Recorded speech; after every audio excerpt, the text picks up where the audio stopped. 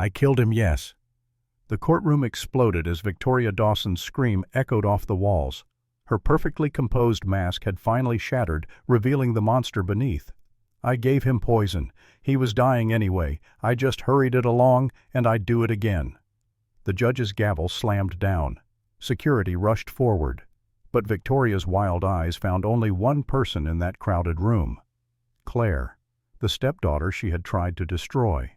But 3 weeks earlier, Claire Dawson wasn't standing in a courtroom as a victor.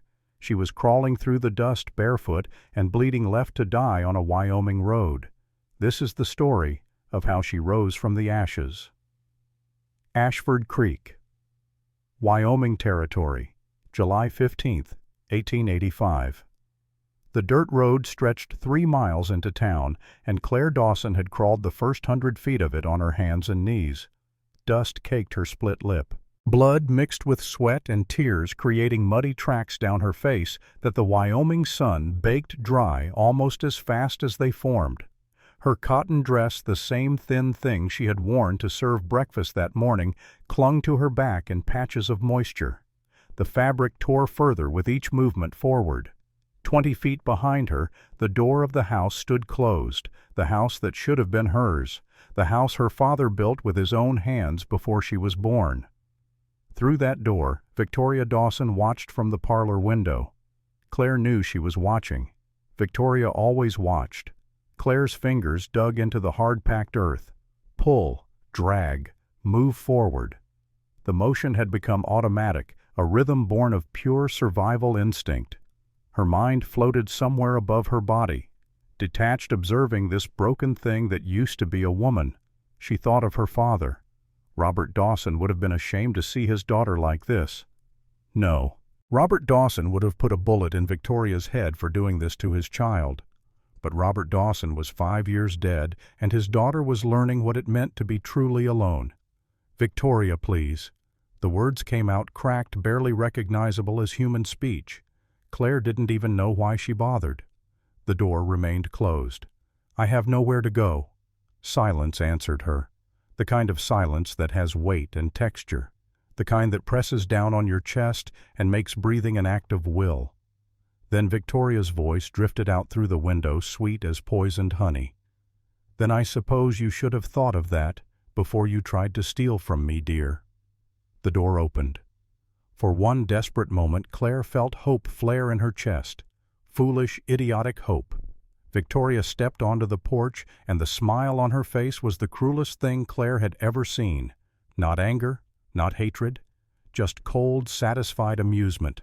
"Do try not to die before you reach town," Victoria said. "The buzzards make such a mess of the road." The door closed. The lock clicked. The sound of that lock, that tiny mechanical action, somehow represented the sum total of Claire's existence. Locked out. Locked away, never quite belonging to the place that should have been home. Claire pressed her forehead against the dirt and felt something inside her crack. Not break. She had broken a long time ago. This was something else. This was the moment when breaking becomes a choice, when you either stand up or let the earth take you. "Get up, Ellie girl." Her father's voice in her memory, rough and warm and impossibly distant. "Dawsons don't quit." "I'm trying, Papa," she whispered into the dust. "I'm trying." She got her feet under her. Her legs shook like a newborn calf's, but they held. Barely. Her right foot screamed in pain where the rock had torn open the sole. Her left ankle rolled slightly with each step, swollen from the beating Victoria had given her that morning. But she could walk. One foot in front of the other. That was all. Just keep moving. The sun climbed higher. July in Wyoming Territory was not forgiving, and the road offered no shade, no mercy, no relief. Claire's throat felt like she had swallowed sand.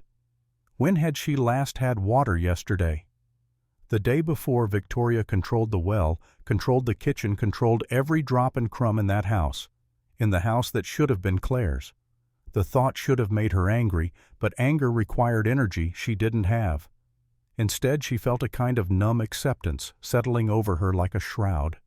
This was how she would die. On this road, under this sun, Alone. No. The rebellion came from somewhere deep, some part of her that Victoria hadn't managed to break yet. Claire stumbled but caught herself, kept walking. The town of Ashford Creek lay 3 miles ahead. If she could just reach it, if someone would help her. But even as the thought formed, Claire knew better.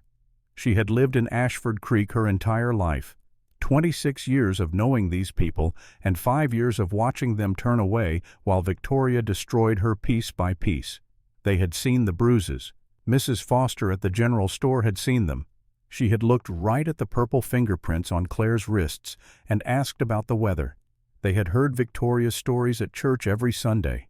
Poor Victoria trying so hard to care for her troubled stepdaughter. That ungrateful girl who didn't appreciate everything her stepmother sacrificed. The whole congregation had nodded along, sympathetic to Victoria's burden. They had watched Claire grow thinner, quieter, smaller. Had watched her fade from the bright girl who used to ride her father's horses to the ghost who shuffled through town with her eyes on the ground. And they had done nothing. Because Victoria was respectable. Victoria was wealthy. Victoria was the grieving widow who had taken on the responsibility of Robert Dawson's difficult child. And Claire was just the problem everyone wished would disappear. Well, she was disappearing now. The sound of hoofbeats reached her before she saw the horse. Slow, steady, coming up the road from town. Claire didn't turn around. What was the point? It would be someone from Ashford Creek, someone who would ride right past her without stopping, someone who would mention to Victoria that they had seen her stepdaughter wandering the road like a vagrant, and wasn't that sad? But what could anyone do? The hoofbeat slowed. "Miss." The voice was male, unfamiliar, deep and measured with something in it that might have been concern. Claire kept walking. 1 foot, then the next. "Miss, are you all right?" The absurdity of the question almost made her laugh. Was she all right? She was barefoot, bleeding, half-starved, walking toward a town full of people who would sooner spit on her than help her. Was she all right? She was magnificent. "Miss." Closer now. The horse had stopped. "I need you to stop walking." Something in his tone made her pause. Not a command exactly, more like a request from someone who wasn't used to being ignored. Claire turned slowly, her vision swimming slightly from dehydration and exhaustion. The man on horseback was tall, even sitting down. Broad shoulders carried the dust of long travel. His hat was pulled low against the sun, shadowing most of his face, but she could see his eyes. Brown, warm, concerned. And she could see the scar. A pale line ran from his left temple down across his cheekbone. Old, healed long ago, but still there, still visible, a mark that spoke of violence survived. The man tipped his hat, the gesture automatic bred into him by years of frontier courtesy. "Ma'am." Claire stared at him. Speech seemed beyond her capacity. "You look like you could use some help." "I'm fine." The lie came automatically worn smooth by 5 years of repetition. "With respect, ma'am, you don't look fine." His eyes moved over her face, cataloging damage. "You look like you're about to fall down." "Then I'll fall down." Claire's voice came out harder than she intended. "It's not your concern." "It became my concern when I saw you." 5 years. 5 years since anyone had said anything like that to her. 5 years since anyone had made her problems their own. 5 years since anyone had looked at her like she was worth stopping for. Claire felt her throat tighten. No, she would not cry. Not in front of this stranger. Not in front of anyone. The man swung down from his horse in one fluid motion, landing in the dust beside her. Up close she could see more details. The lines around his eyes that spoke of squinting into too many sunrises. The calluses on his hands that meant hard work. The careful way he moved like someone who had learned to be ready for violence at any moment. "Someone hurt you?" It wasn't a question. Claire said nothing. His gaze moved from her face to her wrists, where Victoria's fingers had left marks like brands, to her bare feet, to the dried blood on her lip. His jaw tightened. "I fell." The second lie as automatic as the first. That's so. He didn't believe her. His voice made that clear. Funny kind of fall that leaves fingerprints. Claire looked away. What did this stranger want from her? Why couldn't he just ride on and leave her to her slow death in peace? The man reached for the canteen hanging from his saddle. He held it out to her. Drink. I don't need your charity. Drink, please. That single word, that small please, cracked something in her defenses. When was the last time someone had said please to her? When was the last time anyone had asked instead of ordered? Claire took the canteen. The water was warm, tasting of leather and metal, but it was clean and wet, and the most beautiful thing she had ever experienced. She drank until her stomach cramped with the sudden fullness, until the man gently took the canteen back. "Slow down," he said. "You'll make yourself sick." Claire wiped her mouth with the back of her hand. "Thank you." "Where are you headed?" "Town, Ashford Creek." She gestured vaguely down the road. He nodded. "That's another 4 miles." "I know."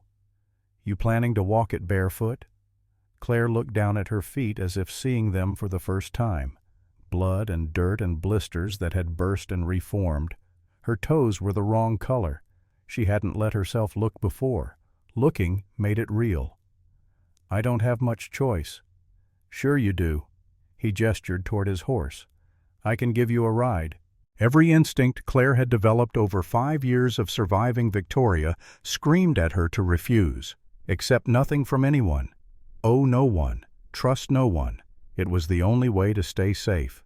But she was so tired, and her feet hurt so much. And this stranger with the kind eyes had already seen her at her worst. What did she have left to protect? "I don't know you." "No, ma'am, you don't." He met her eyes directly.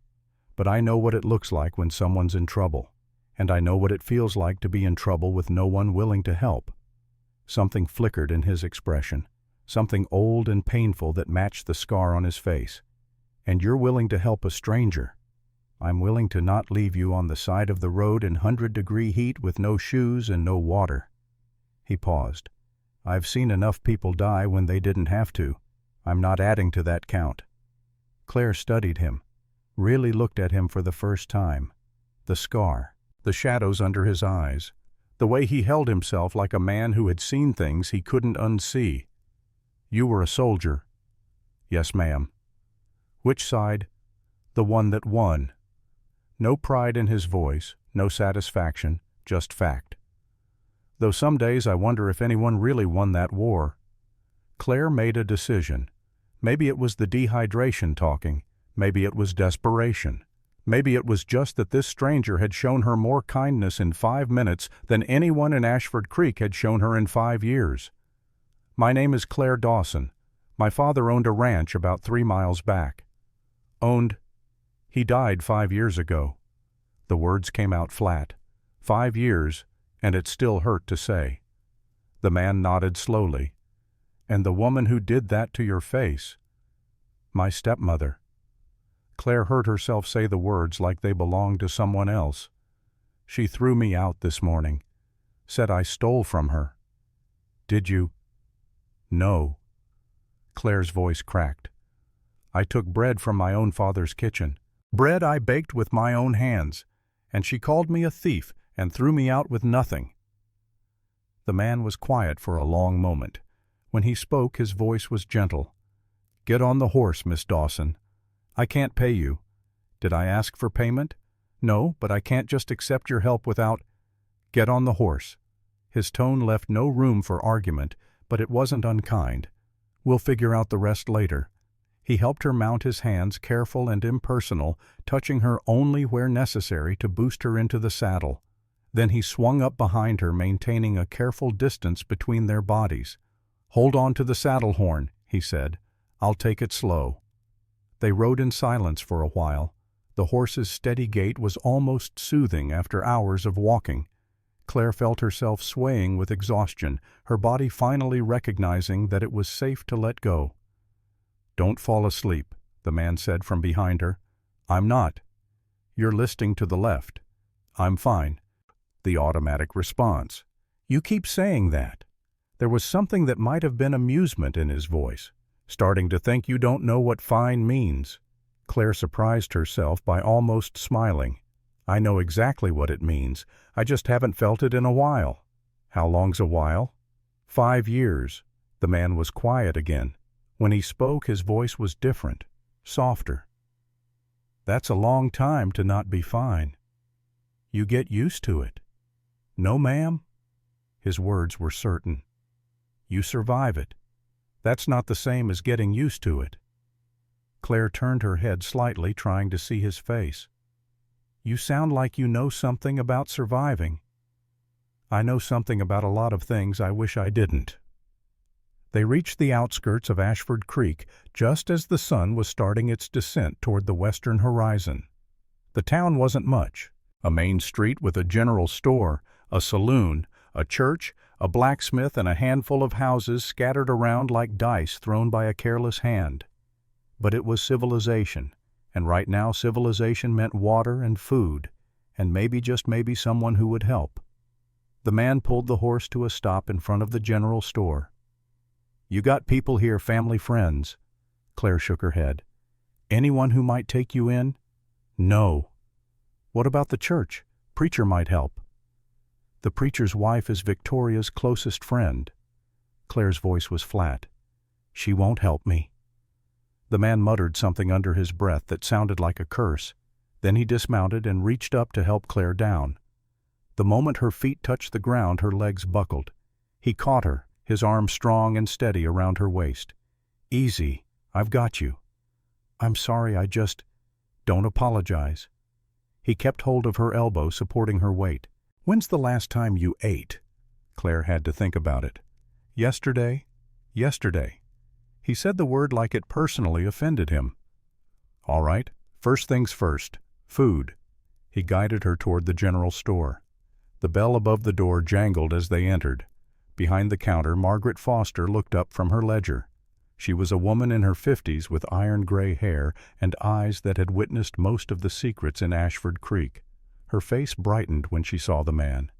Nathan Reed. Haven't seen you in town for weeks. Nathan. So that was his name. Claire filed it away. Been busy, Mrs. Foster. Nathan nodded toward Claire. This young lady needs some help. Whatever she wants, put it on my account. Mrs. Foster's smile faded as she took in Claire's appearance. The recognition in her eyes was immediate. Claire Dawson. Claire lifted her chin, an automatic gesture of defiance that Victoria had beaten into her. Mrs. Foster. What on earth happened to you? I fell. The lie came out smooth as glass. Mrs. Foster's gaze moved from Claire to Nathan and back again. Something shifted in her expression, something that looked almost like shame. But she didn't challenge the lie, didn't ask the questions that needed asking. That was how it always worked in Ashford Creek. People saw, but they didn't look. They heard, but they didn't listen. I'll take some bread, Claire said quietly. And water, please. You'll take more than that. Nathan cut in before Mrs. Foster could respond. She needs a proper meal, ma'am. Something substantial. Claire opened her mouth to protest, but Nathan continued. I'm paying. It's not charity. It's common decency. Mrs. Foster hesitated. Then she nodded and disappeared into the back room. Claire sank onto a wooden crate near the window. Every muscle in her body ached. Her feet throbbed with a pain that had moved beyond sharp into something duller and more persistent. Her face hurt where Victoria had struck her. Nathan stood by the counter, arms crossed, watching the door like he expected trouble to walk through it at any moment. You don't have to stay, Claire said. You've done enough. I'll stay until I know you're settled somewhere safe. There's nowhere safe. Not for me, not in this town. Then we'll find somewhere else. We. Like they were in this together. Like her problems were his problems now. Like he wasn't going to just ride away and forget about the broken woman he had found on the road. Why? Claire asked. Why do you care what happens to me? Nathan was quiet for a long moment. When he finally spoke, his voice was rough with old grief. Because I've lost people I should have saved, and I won't make that mistake again. Not when I can do something about it." Claire's breath caught at the pain in his voice. "So that's why I stopped," Nathan said. "Because maybe helping you means their loss wasn't for nothing." Before Claire could respond, the door to the general store flew open hard enough to make the bell shriek. Victoria Dawson stood in the doorway, her face twisted with fury, barely contained beneath a veneer of respectability. "There you are." Claire's whole body went rigid. Her hands started shaking. Every instinct screamed at her to run, but there was nowhere to go. Nathan stepped forward, putting himself between Claire and the door. "Can I help you, ma'am?" Victoria's cold eyes swept over him dismissively. "This doesn't concern you. I'm here for my stepdaughter. Doesn't look like she wants to go with you." "What Claire wants is irrelevant." Victoria's voice could have frozen fire. "She's under my guardianship until she's 27 or married. That's the law. Guardianship doesn't give you the right to hit her." Victoria's smile was ice. "I don't know what lies she's told you, but Claire has always been prone to dramatics. She fell this morning. I tried to help her and she ran off." "That's not true." Claire's voice was barely a whisper. "Of course she'd say that." Victoria shook her head, performing grief for Mrs. Foster, who had emerged from the back room. "She's been troubled ever since her father died. I've done everything I can for her, but some people simply can't be helped." "She's lying." Claire gripped the edge of the crate, her knuckles white. "She threw me out. She hit me. You see what I mean?" Victoria's voice dripped with false sympathy. "The poor girl doesn't even know what's real anymore." Nathan hadn't moved. His voice stayed calm, steady. "I saw her on the road, ma'am, 3 miles from here. Barefoot, bleeding, no water. In this heat she could have died. Then perhaps she should have thought about that before she ran off. She didn't run off. You threw her out." Victoria's mask flickered, just for a second, just long enough for Claire to see the rage underneath. "I don't know who you are, but you're interfering in family business. I suggest you step aside before I call the sheriff." "Call him." Nathan didn't flinch. "I'd be real interested to hear what he thinks about a woman leaving her stepdaughter to die on a dusty road." The silence that followed was terrible. Mrs. Foster stood frozen behind the counter, her face pale. Other customers in the store had stopped what they were doing, watching the confrontation with fascinated discomfort. But no one spoke up. No one intervened. No one took Claire's side. Of course they didn't. They never did. Victoria straightened her spine. "Claire, come home, now. We can discuss this like civilized people. I'm not going back there. You don't have a choice." "Yes." Claire stood on shaking legs. "I do." She didn't know where the strength came from. Maybe it was Nathan's presence, solid and unyielding, between her and her stepmother. Maybe it was 5 years of rage finally finding an outlet. Maybe she was just too tired to be afraid anymore. "I'm not your prisoner, Victoria. I'm not your servant, and I'm not going to let you hurt me anymore." Victoria's eyes went flat, cold. "You'll regret this." "Maybe, but I'll regret going back with you more." For a long moment, no one moved. Then Victoria smiled. That same smile she had worn when she locked Claire out of the house. The smile that said she had already won and everything else was just details. "Very well." She turned to address the watching crowd. "You all see what I'm dealing with. I've opened my home to this girl for 5 years, sacrificed everything to care for my dead husband's difficult child. And this is how she repays me. With lies, with accusations, with behavior that would shame any decent family." She looked directly at Nathan. "And you, sir. Whatever she's promised you, whatever stories she's told you, I'd recommend you walk away now. Claire has a history of latching on to men who show her kindness. It never ends well for anyone involved." The implication hung in the air, ugly and unmistakable. Claire felt the blood drain from her face. "That's not true. I never—" "Don't." Nathan's voice was quiet but firm. "Don't dignify that with a response." He turned to face the room. Every person in it. Mrs. Foster behind the counter, the farmer by the feed bags, the young mother with her child, every single person who had watched Claire Dawson disappear over 5 years and done nothing to stop it. "I don't know what's happened in this town," Nathan said. "I don't know what kind of people stand by while someone suffers, but I know what I saw today. I saw a woman abandoned on the road to die, and I know what I see right now. A woman who's been terrorized for so long she flinches when anyone moves too fast." His eyes landed on Victoria. "I don't care about your reputation, ma'am. I don't care about your money or your standing in this community. What I care about is that young woman right there who deserves a hell of a lot better than anything she's gotten from you or this town." Victoria's smile had frozen on her face. "You'll regret this." "Probably," Nathan shrugged. "Wouldn't be the first time. Miss Dawson, you ready to go?" Claire stared at him. This stranger who had appeared out of nowhere and stood up for her when no one else would.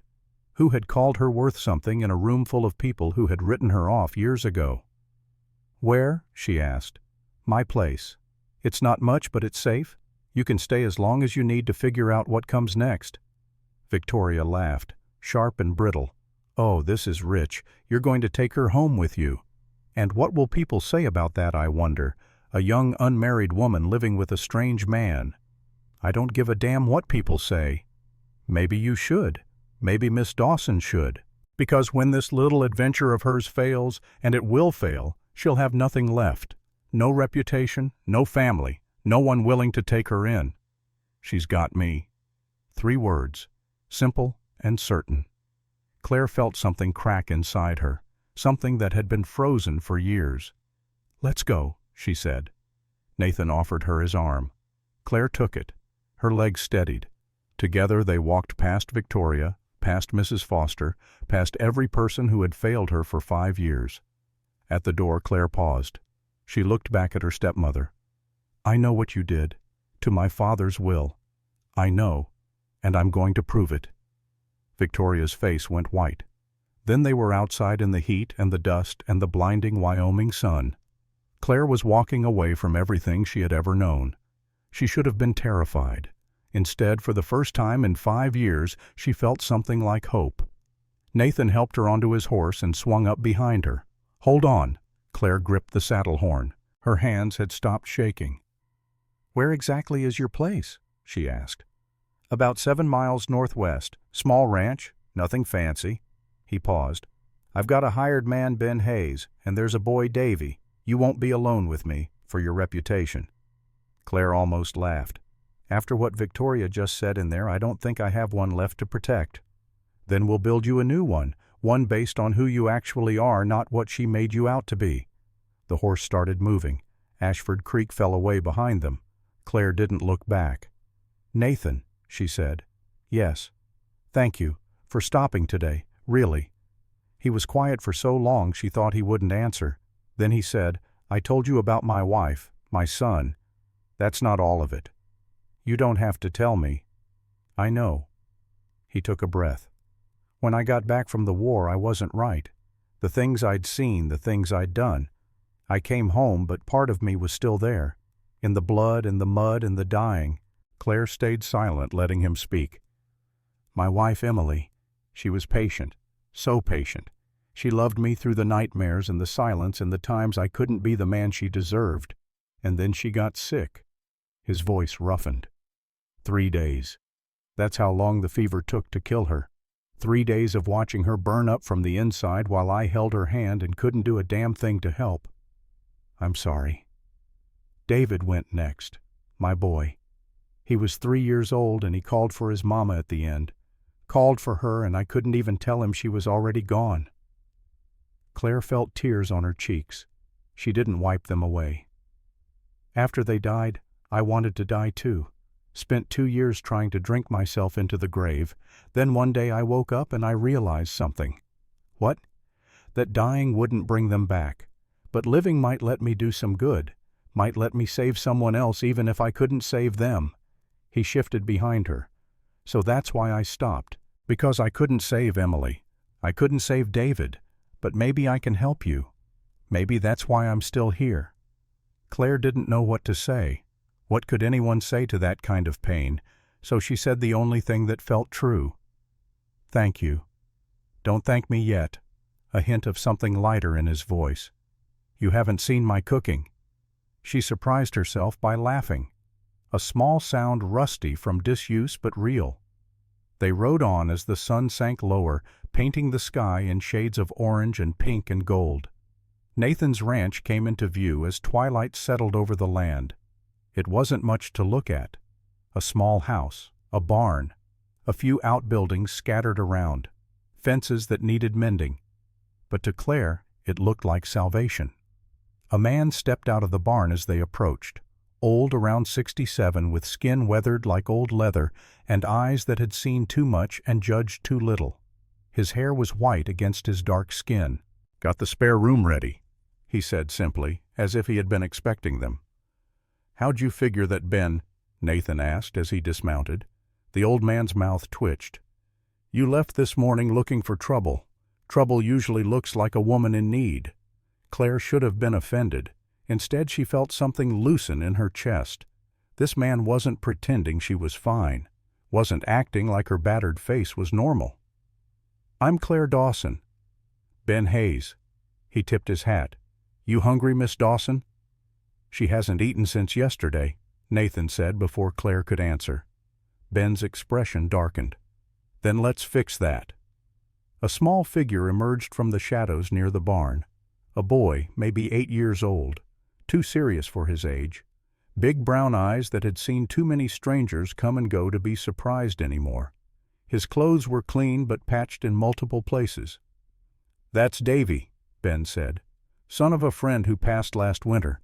Boy helps around the place." Davy looked at Claire without fear or curiosity, just observation. "Ma'am," he said, ducking his head. Claire's voice came out softer than she intended.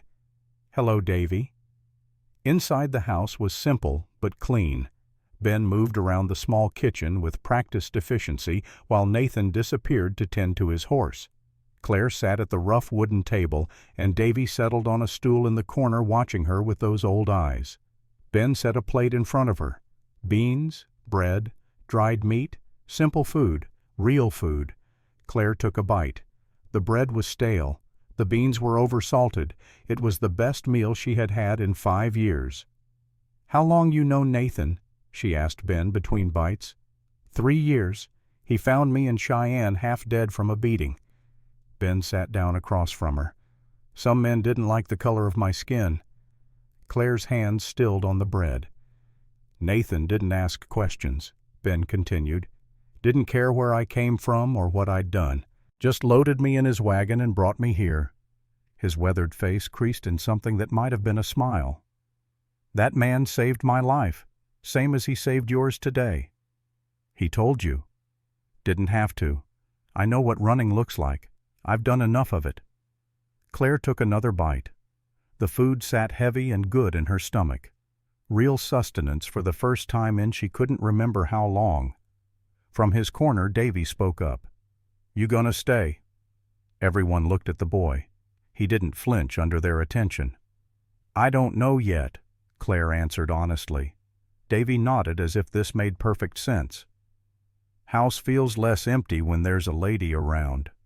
Ben's voice came out rougher than before. "Yeah, son, it does." Nathan came back in, pausing at the sight of Claire's tear-stained face. His jaw tightened, but he said nothing, just pulled out a chair and sat down. "We need to talk about what happens next," he said quietly. "Your stepmother isn't going to let this go." "I know. She'll come for you, or send someone." "I know." Nathan leaned forward. "What did you mean back there about your father's will?" Claire's hands curled into fists on the table. This was it. The moment where she either trusted these people or kept running for the rest of her life. "My father left everything to me. The land, the house, the money, everything." Nathan and Ben exchanged a look. "Victoria told me he changed it before he died, made her my guardian until I turned 27 or married, said that's what the law required." "And you don't believe her?" Nathan asked. "I believed her for 5 years." Claire's voice hardened. "But this morning when she threw me out she said something. She said I would never see a penny of what should be mine. Not what is mine. What should be. You think she forged the will? I think she's been lying since the day my father died. I think she's been stealing my inheritance and using it to live like a queen while I starved in my own home. Can you prove it? Maybe. My father's best friend, Dr. Thomas Bradford, was there when the will was signed. If anyone knows what it really said, it's him. Then we talk to Dr. Bradford tomorrow. It's not that simple. Claire's voice cracked. Victoria has spent 5 years making everyone in town think I'm unstable. Even if he believes me, even if he knows the truth, why would he risk his standing for someone everyone already thinks is crazy? Nathan was quiet for a moment. Then he stood. Get some rest. We'll figure this out in the morning. Nathan, you've been through hell today, Claire. You're exhausted. You're hurt. You're scared. None of that is going to help us think clearly. His voice softened. Tomorrow, I promise we'll make a plan. Claire wanted to argue, wanted to push forward, to fight, to do something other than sit and wait. But he was right. Her body was screaming for rest. Her mind was fog and fragments. Okay, she whispered. Tomorrow. Ben showed her to the spare room. Small, simple, clean. A narrow bed with worn blankets. A window that looked out over nothing but empty land and stars starting to appear in the darkening sky. You need anything, you holler, Ben said. I'm in the cabin out back. Nathan's in the main room.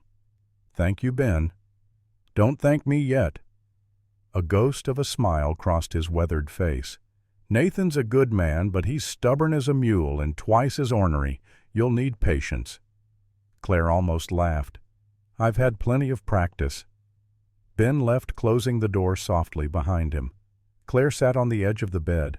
Her feet throbbed. Her face ached. Her whole body felt like it had been wrung out and hung to dry. But she was alive. She was safe. And for the first time in 5 years, she had someone fighting in her corner. Several someones, actually. Nathan and Ben, and even young Davy with his serious eyes and simple truths.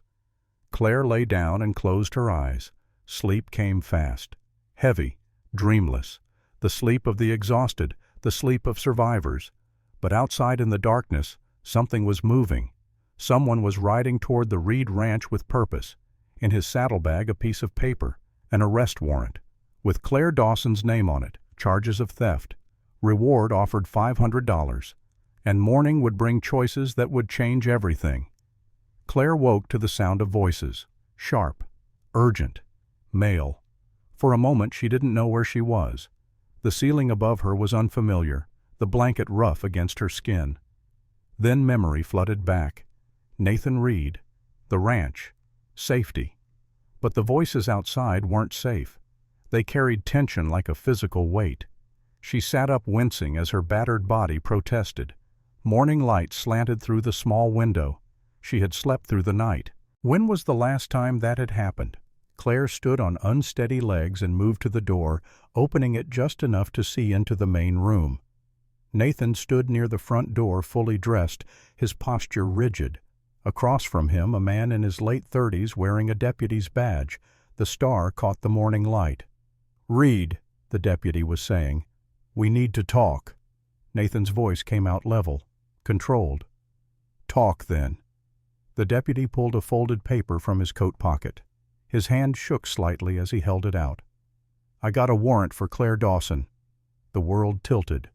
Claire gripped the door frame to keep from falling. Nathan didn't take the paper. "On what charges?" "Theft. Mrs. Victoria Dawson says her stepdaughter stole jewelry and money before she ran off. Valuable items. There's a detailed list." "That's a lie." "Maybe it is. Maybe it isn't." The deputy's face looked pained. "Either way, I got orders. From Judge Harmon himself." Nathan's jaw tightened visibly. "Judge Harmon is Victoria's cousin." "I know." The deputy looked down at the paper in his hand, looked back up. "Look, Reed, I know you, know your reputation. You're a fair man, honest. But this puts me in a hard position." "What's your name, deputy?" "Collins. Mark Collins." "Well, Deputy Collins, here's what I know." Nathan took a step forward, not threatening, just closing distance. I found that woman on the road yesterday, 3 miles from town, barefoot, bleeding, no water, no food, in 100-degree heat. She would have died if I hadn't stopped."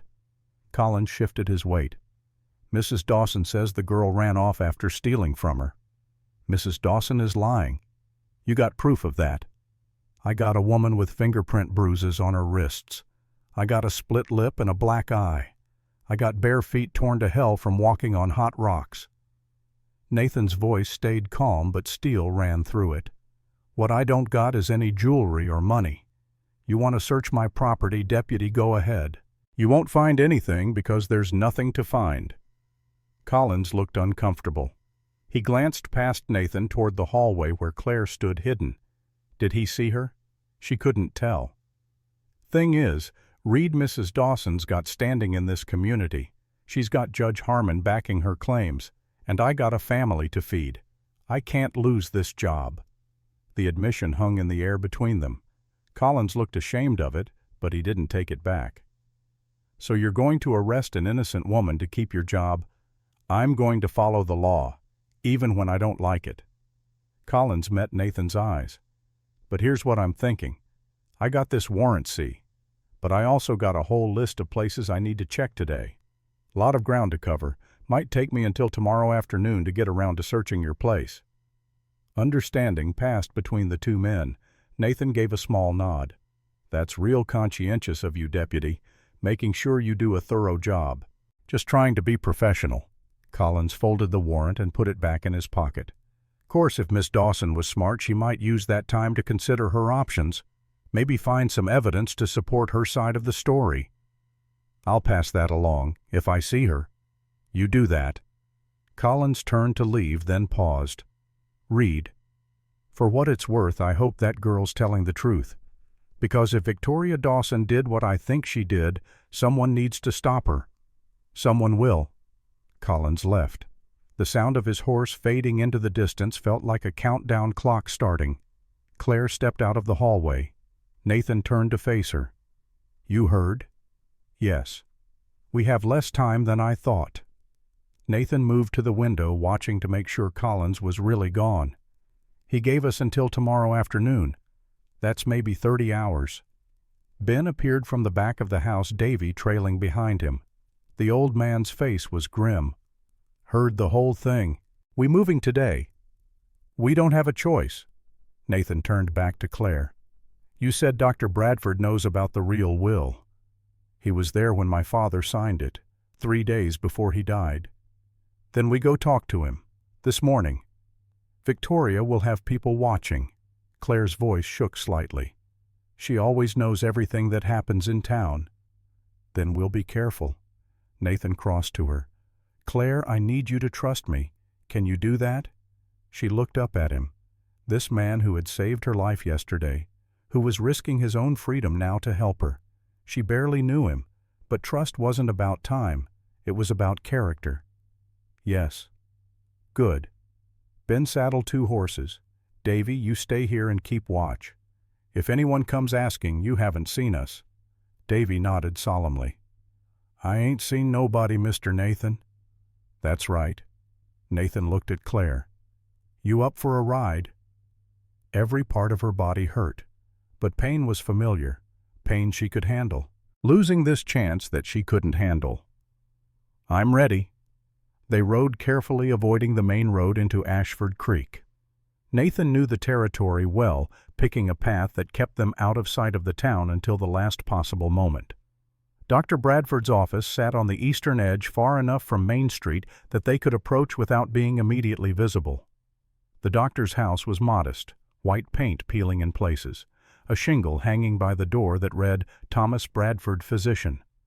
The windows were dark despite the morning hour. Nathan dismounted and helped Claire down. Her feet still hurt, but Ben had given her a pair of old boots that morning. They were too big, stuffed with rags to make them fit, but they were better than nothing. Nathan knocked. No answer. He knocked again, harder, finally shuffling footsteps from inside. The door opened a crack. A weathered face appeared, white hair wild, as if the man had just woken. Dr. Thomas Bradford was 70 if he was a day with eyes that had witnessed too many deathbeds. Nathan Reed. The doctor's voice was thin with age. What are you doing here? Need to talk to you, Doc. It's important. Bradford's eyes shifted past Nathan to Claire. Recognition flickered, followed immediately by something that looked like fear. Claire Dawson. Not a question. A statement of fact heavy with implications. Dr. Bradford. Claire stepped forward. Please, I need your help. I heard what happened. The charges Victoria filed. He shook his head. I'm sorry, but I can't get involved in this. You were my father's closest friend. I was. And Robert was a good man. But he's gone child. And I'm an old man who can't afford to make enemies. Please. Claire's voice broke. You know she's lying. You know what she is. Bradford's hand trembled on the door. Even if that's true, what can I do? Victoria has the law on her side. She has Judge Harmon. She has money and influence. I'm just an old doctor. You were there. Claire took another step closer. When my father signed his will. I know you were. Please, Dr. Bradford, just tell me what it said. The old man's face crumpled. For a long moment he just stood there trembling. Then he stepped back and opened the door wider. Get inside. Quickly. Before someone sees. The interior of the house smelled of medicine and old paper. Bradford led them to a back room away from the windows. His hands shook as he pulled the curtains closed. I was there, he said without preamble. 3 days before Robert died. The fever had him, but his mind was still clear. Sharp as ever, actually. He knew he didn't have long. Claire's throat tightened. She hadn't been allowed in her father's room those last days. Victoria had insisted she would upset him. He called me over specifically to witness the will, made me promise to make sure it was done right. Bradford sank into a chair. He wanted everything left to you, Claire, every acre of land, every dollar, the house, everything. No guardianship? None. You were 21. He said you were old enough to make your own decisions, said you had more sense than most men twice your age. A sad smile crossed Bradford's face. He was proud of you, so proud. Nathan had been standing quietly by the door. Now he spoke. What about Victoria? He left her a small amount, enough to live comfortably if she chose to leave, but the bulk of everything went to Claire. No conditions, no strings. Claire felt her legs go weak. Nathan moved quickly, catching her elbow and guiding her to a chair. So the will Victoria presented to the court, Nathan said, the one that made her Claire's guardian, is a forgery. Bradford said it flatly. It has to be. Robert never changed his mind. I was with him until the very end. There was no second will. The room spun.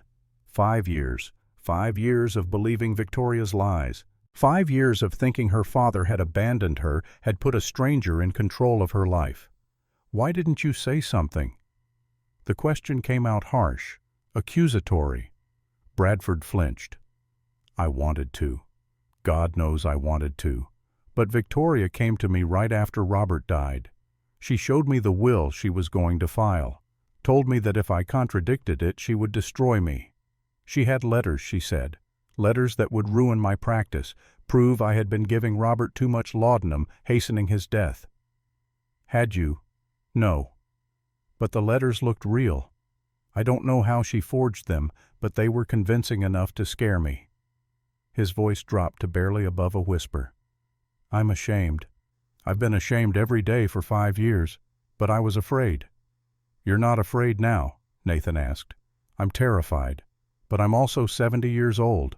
I've got maybe 5 good years left, and I don't want to spend them living with this guilt. He looked at Claire. Your father was my best friend. I owe him better than silence. Can you testify? Claire asked. In court about what the real will said? I can, I will. Bradford paused. But my testimony alone might not be enough. Victoria will claim I'm senile, that my memory has failed.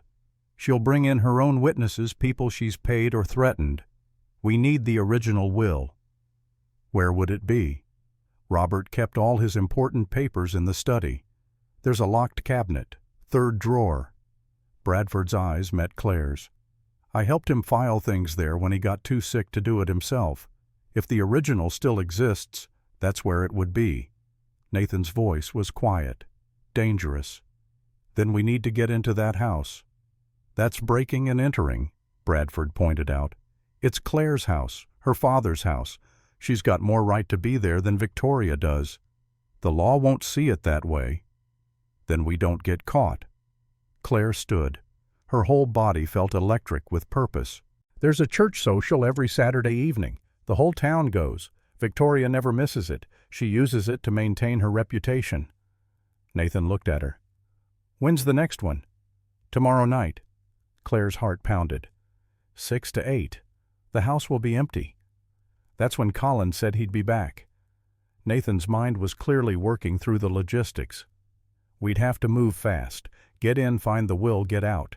Then ride straight for Cheyenne. Bypass Ashford Creek law entirely and go to the territorial judge. It's risky, Bradford said. Everything's risky at this point. Nathan turned to the old man. You and Doc, we might need someone to keep watch.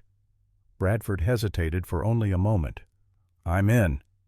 They were planning their next move when they heard it. Hoofbeats outside, multiple horses. Nathan moved to the window, peered through a gap in the curtains. His jaw tightened. We've got company. 3 riders. Don't recognize them. Claire's blood ran cold. Victoria's men. Maybe. Or bounty hunters after that $500 reward. Bradford went pale. There's a back door, through the kitchen. It leads to an alley. Nathan grabbed Claire's hand. Go. Now. They moved quickly and quietly through the house. Behind them, heavy footsteps on the front porch, a fist pounding on the door. Dr. Bradford, open up. We know the Dawson girl was seen coming this way. Bradford looked at Nathan and Claire. I'll stall them. You two run. Doc, go. I'm an old man. What are they going to do to me? Nathan hesitated for only a second. Then he pulled Claire through the kitchen and out the back door. They emerged into a narrow alley between buildings. Their horses were still tied out front. We can't go back for them, Nathan said, reading her mind. We run. They ran through the back streets of Ashford Creek, keeping to alleys and shadows. Claire's borrowed boots rubbed blisters on her heels, but she didn't slow down. Behind them, shouts. The sound of pursuit. They ducked behind a warehouse, pressing themselves against the wall. Claire's breathing came hard and fast. Nathan put a finger to his lips. 3 men ran past the alley entrance. Rough-looking, armed, definitely not town deputies. Bounty hunters, Nathan whispered. $500 is enough to bring out the worst types. Where do we go? Claire's voice shook. We can't go back to your ranch. They'll look there. Nathan thought for a moment. I know a place. Come on. He led her through a maze of back streets and empty lots until they reached the edge of town. There, hidden in a grove of cottonwood trees, was a small cabin, abandoned by the look of it. Old trapper's cabin, Nathan explained. Nobody's used it in years. We can hide here until dark, then make our way back to the ranch. Inside the cabin was dusty but dry. A single room with a fireplace and the remnants of furniture. Nathan checked to make sure no one had followed them, then barred the door. They sat on the floorbacks against the wall, catching their breath. I'm sorry, Claire said after a long silence. I didn't mean to bring all this trouble to you. You didn't bring anything. Victoria did this, not you. Still, you could have just ridden past me yesterday. I could have. Nathan looked at her. But I didn't, and I don't regret it. Even now, with bounty hunters after us. Especially now, because now I know for sure you were telling the truth. If Victoria's willing to pay that much money to get you back, she's definitely hiding something. Claire pulled her knees to her chest. What if we can't find the will? What if she destroyed it? Then we find another way. Dr. Bradford will testify. We'll build a case. We'll fight. We. Claire said the word softly. You keep saying we. That's because you're not alone in this anymore. Something passed between them in that dusty cabin, something that had been building since Nathan first stopped his horse on that dusty road. Claire felt it in her chest, warm and terrifying and real. Before she could examine the feeling too closely, Nathan stood. "We should rest while we can. Once it's dark, we'll need to move fast." They waited as the sun crawled across the sky. Waiting was torture. Every sound outside made Claire's heart race. Every bird call could have been a signal. Every snapping twig could have been footsteps. But no one came. Hours passed in tense silence. Finally, as the light began to fade, Nathan moved to the window. "We need to go soon, before it gets too dark to see the path." They slipped out of the cabin and made their way through the gathering dusk. Nathan knew the territory, leading them along creek beds and through stands of trees anywhere that provided cover. By the time they reached the ranch, full dark had fallen. Ben met them at the barn, relief clear on his weathered face. "Thank God, Davy and I were about to go looking for you." "We ran into some trouble," Nathan said. "Bounty hunters." "Figured as much. 3 men came by here about 2 hours ago. Davy told them he hadn't seen anyone. They didn't believe him, searched the place anyway. They find anything? Nothing to find, but they'll be back."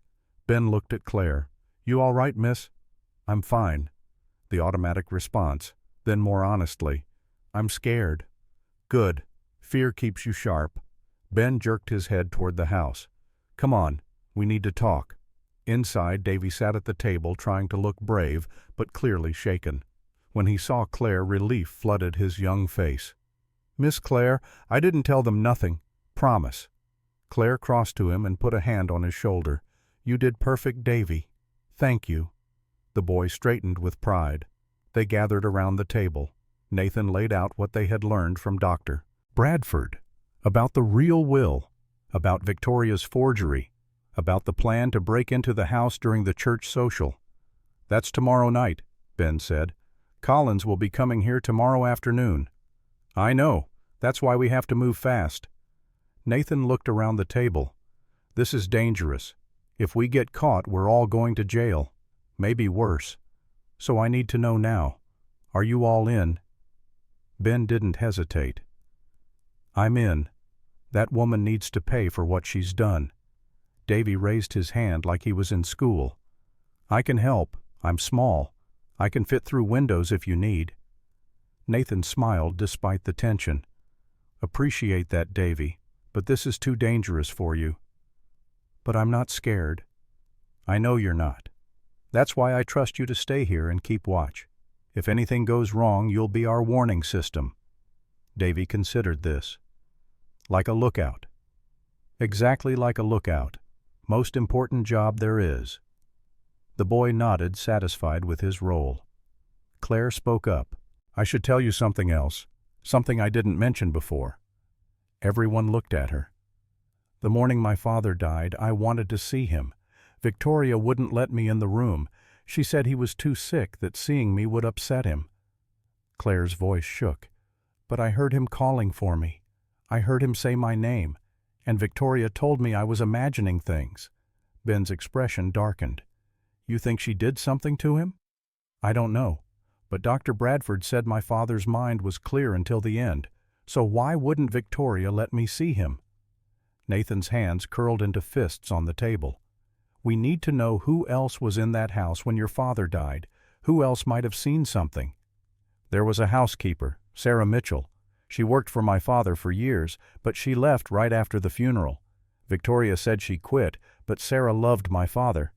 I never understood why she would just leave." "Do you know where she went?" "Last I heard she was in Cheyenne, but that was years ago." "Cheyenne's 2 days' ride," Ben said. "We don't have that kind of time." "No," Nathan agreed. "But if we can get the will tomorrow night, we're riding to Cheyenne anyway. We can look for her then."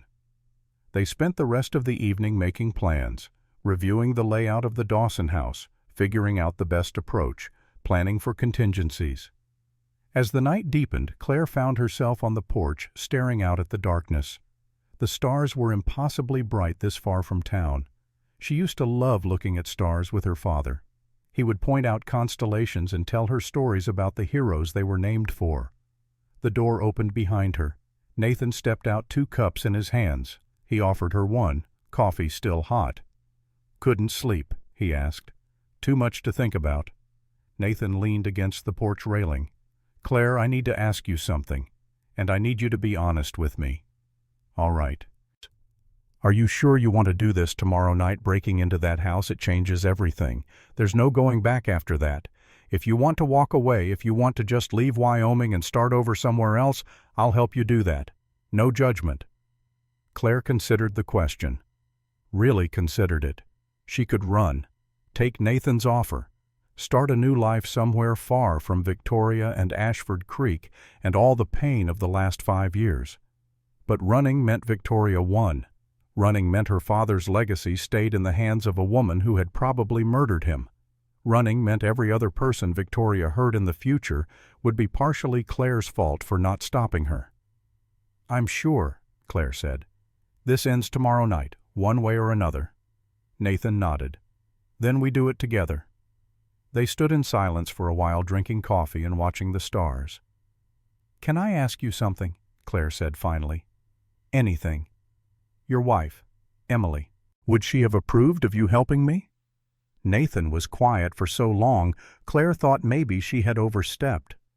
Then he spoke, his voice thick with old emotion. Emily believed that people were put in our paths for a reason. She believed that if you had the power to help someone and you didn't, that was the worst kind of sin. He turned to look at Claire. She would have stopped for you that day. She would have brought you home. She would have fought for you just like I am. So yeah, I think she'd approve. Claire felt tears sting her eyes. I wish I could have met her. She would have liked you. You've got the same kind of strength she had, the kind that doesn't quit even when quitting would be easier. I don't feel strong. That's because you're still in it. Strength always looks different from the inside. Nathan drained his coffee. Come on, you need to sleep. Tomorrow's going to be a long day. Claire followed him inside. In her small room, she lay on the narrow bed and stared at the ceiling. Tomorrow night, everything would change. Either they would get the proof they needed and Claire would reclaim her life, or they would fail and lose everything. She thought about her father, about the house he had built, about the land he had worked, about the legacy he had wanted to leave her. I won't let her win, Papa, Claire thought. I promise. Sleep finally took her, and for the first time in years she dreamed of better days to come. But outside in the darkness, danger gathered. Deputy Collins was not the only lawman who knew about the warrant, and Victoria's reach was long. Before the sun rose again, Claire and her unlikely allies would face a choice that would test everything they believed about justice, loyalty, and the price of freedom. The game was far from over. In fact, it was just beginning. When Claire woke the next morning, the house was already alive with activity.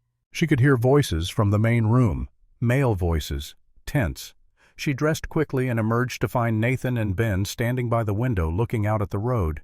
Davy sat at the table, his young face tight with worry. "What's wrong?" Claire asked. Nathan turned. His expression was grim. "We've got visitors. Someone just rode up the road toward town, fast, like they were in a hurry." "You think they saw us?" "Don't know, but we need to assume Victoria knows we're planning something." Ben crossed his arms. "Question is, what's she going to do about it?" As if in answer, the sound of hoofbeats reached them.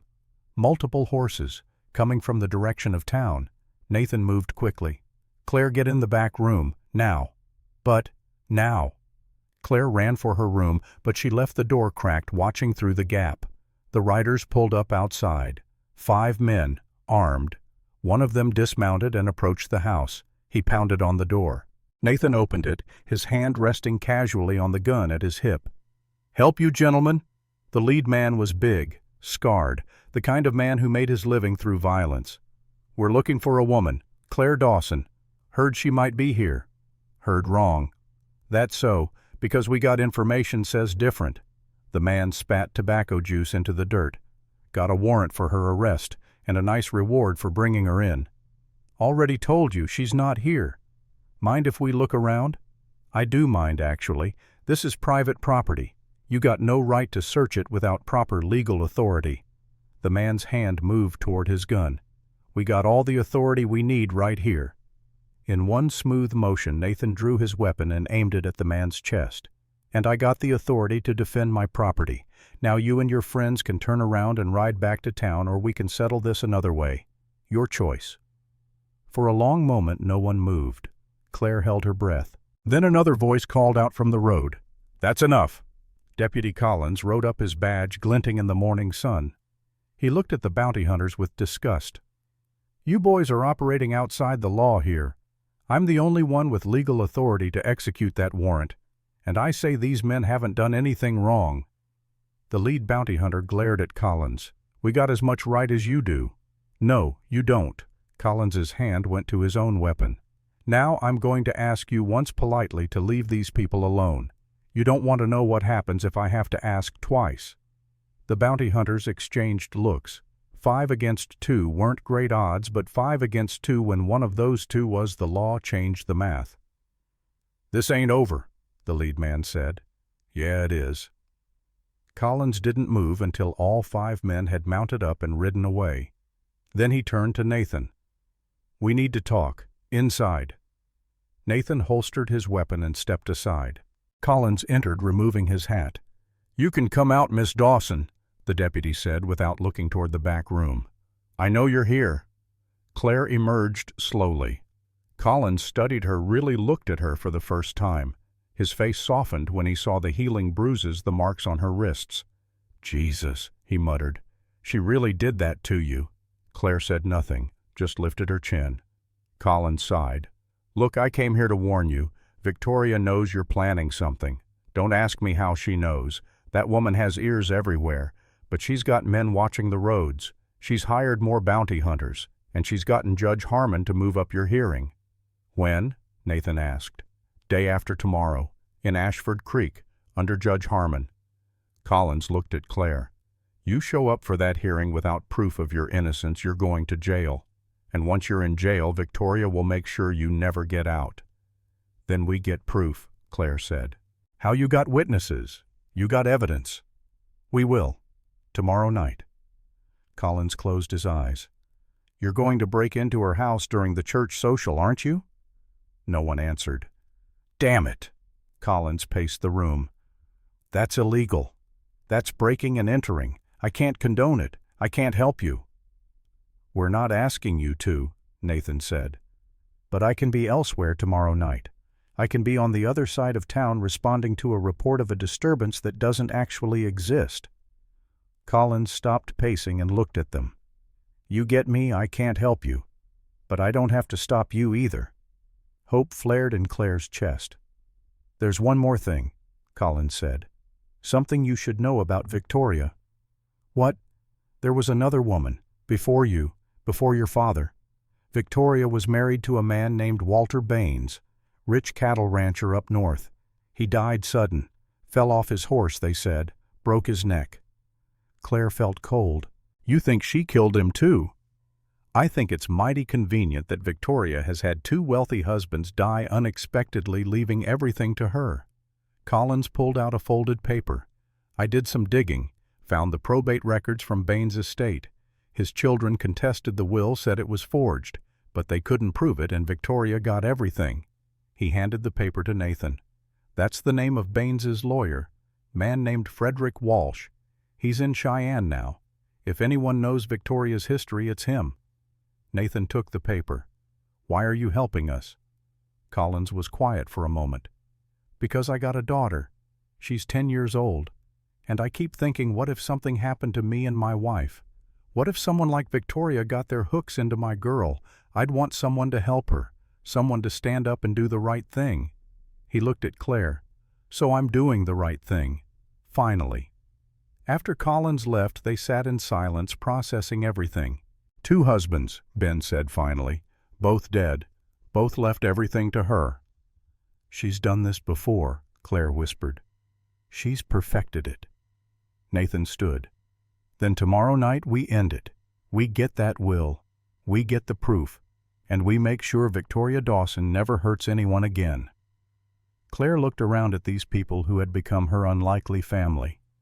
Nathan with his haunted eyes and protective instincts, Ben with his quiet wisdom and unflinching loyalty, Davy with his serious face and brave heart, even Deputy Collins finding his courage after years of looking away. "Tomorrow night," she said, "we take back what's mine." And in that moment, sitting in that small ranch house with the morning sun streaming through the windows, Claire Dawson felt something she hadn't felt in 5 years. She felt ready to fight. Saturday arrived with cloudless skies and heat that shimmered off the Wyoming plains like water. Claire stood on the porch of Nathan's ranch house watching the sun climb higher, knowing that when it set tonight, everything would change. The plan was simple, dangerously simple. At 6 o'clock, the church social would begin. Victoria would be there, dressed in her finest, playing the role of respectable widow. The house would be empty for exactly 2 hours. Maybe less, if Victoria's suspicions were high. 2 hours to break in, find the will, get out, ride for Cheyenne. 2 hours to reclaim 5 years of stolen life. Nathan emerged from the barn, checking the saddles one more time. Ben was securing supplies in the saddlebags: food, water, ammunition, everything they would need for a hard ride to the territorial capital. Davy sat on the porch steps trying to look brave. Claire sat down beside him. "You scared Miss Claire." "Terrified." The boy looked up at her, surprised by the honesty. "But you're still gonna do it?" "Yes." "Why?" Claire thought about the question. Really thought about it. "Because some things are worth being scared for. My father gave me that land. Victoria stole it. And if I don't stand up for what's right, who will?" Davy nodded slowly. "My pa used to say something like that, before he died. Said a man's got to stand for something or he'll fall for anything. Your pa was right. You think you'll come back, after all this?" Claire looked at the boy, at his serious eyes and his too old face. "I don't know, Davy, but I promise I'll try."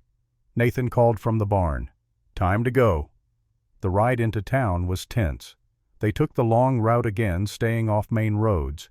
As they approached Ashford Creek from the east, the church bells began to ring. 6 o'clock. The social was starting. They tied their horses in a grove of trees half a mile from the Dawson house. From there they would go on foot. Less noise. Easier to hide. Dr. Bradford was waiting for them at the rendezvous point, a small abandoned shed near the edge of town.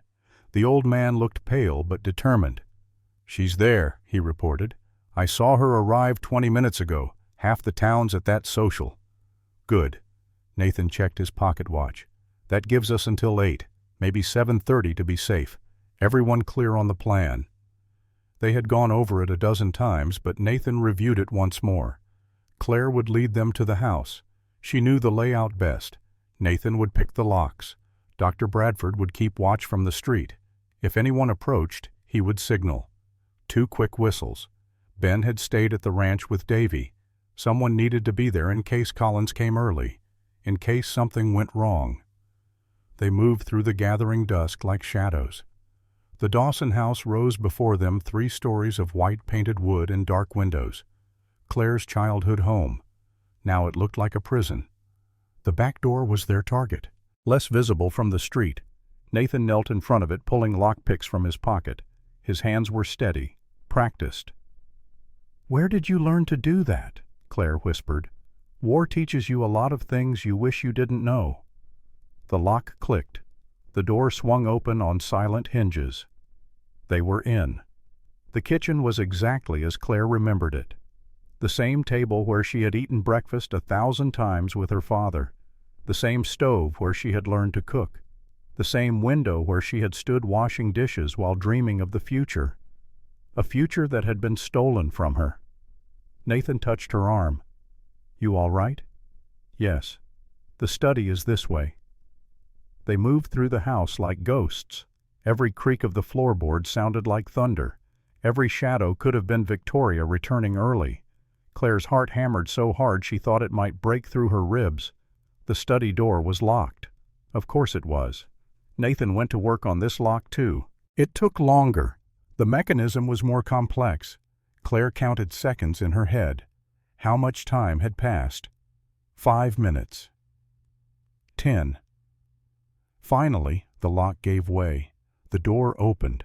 Her father's study looked frozen in time. His desk, his chair, his books lining the walls. Victoria had preserved it like a shrine, or a trophy.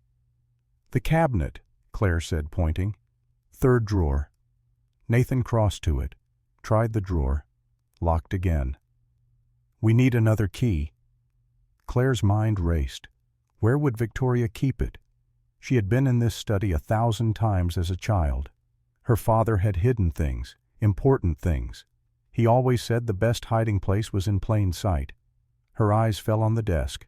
The center drawer was slightly open, not much, just a crack. But her father had been meticulous. He never left drawers open. Claire moved to the desk and pulled the drawer fully open. Empty. But the bottom didn't look right. Too shallow. She pressed down on one corner. The false bottom lifted. Underneath a small brass key. Nathan. He took the key. It fit the cabinet lock perfectly. The third drawer slid open. Papers. Stacks of them. Legal documents. Letters. Contracts. And at the very bottom, wrapped in oilcloth, a single folded page with a wax seal. Her father's seal. Claire's hands shook as she reached for it. The paper was yellowed slightly with age. The seal was intact. No one had opened this document since her father had sealed it 5 years ago. She broke the seal with trembling fingers and unfolded the paper.